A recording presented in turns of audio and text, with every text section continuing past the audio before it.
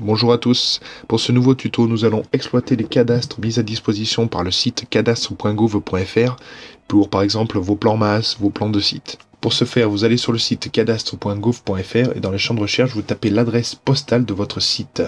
Recherchez, une deuxième page apparaît où il vous demande de bien confirmer la commune, recherchez. Ensuite une nouvelle page apparaît avec les feuilles de parcelles disponibles, vous cliquez alors sur voir. Une nouvelle fenêtre apparaît avec toutes les informations relatives au plan cadastral, voirie, bâti, etc. Dans mon exemple, je souhaite utiliser les bâtis pour créer un plan masse. Ici, je prends une échelle au 2500 pour avoir une vue assez générale du quartier et de ses bâtis.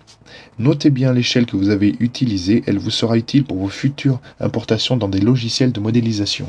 Lorsque vous avez réalisé tous vos réglages, vous allez sur l'onglet Imprimer, Aperçu et édition PDF, le plan cadastral est exporté dans un fichier PDF que nous allons exploiter de façon à garder les informations qui nous intéressent. On se retrouve sur Inkscape, qui est un logiciel de dessin vectoriel libre d'édition et gratuit.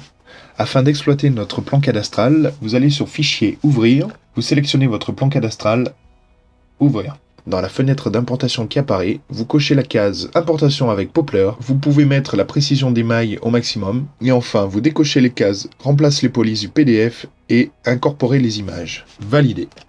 Le plan cadastral est importé de façon vectorielle et chaque élément est indépendant. Afin de supprimer les éléments inintéressants, vous avez deux solutions. Vous pouvez cliquer sur l'icône Éditer l'arbre XML du document. L'éditeur XML apparaît avec l'arborescence du document. La deuxième solution consiste à supprimer les éléments inintéressants de façon graphique. Pour ce faire, vous faites un clic droit sur le document et cliquez sur Dégrouper. Donc chaque document est maintenant indépendant comme on peut le voir dans l'éditeur XML. Vous pouvez alors choisir de supprimer graphiquement vos éléments, le cadre, les légendes, les parcelles, etc. Ou alors plus rapidement dans l'arborescence de l'éditeur XML. Je vous conseille de commencer à supprimer les éléments qui se situent tout en bas de l'arborescence, car ce sont les éléments les moins importants. Je supprime un à un les éléments voulus. Dans mon cas, je souhaite uniquement garder les bâtis et le fleuve, je supprime alors tous les autres éléments. Dans d'autres cas, il sera intéressant de garder d'autres éléments, comme les voiries ou les parcelles. C'est selon vos besoins. Maintenant que j'ai terminé de nettoyer mon document, je peux l'exporter.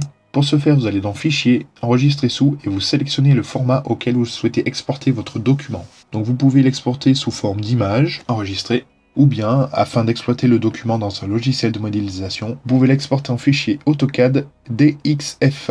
La fenêtre qui apparaît déjà préréglée, vous pouvez directement cliquer sur Valider. Merci à tous d'avoir visionné ce tuto et à la prochaine.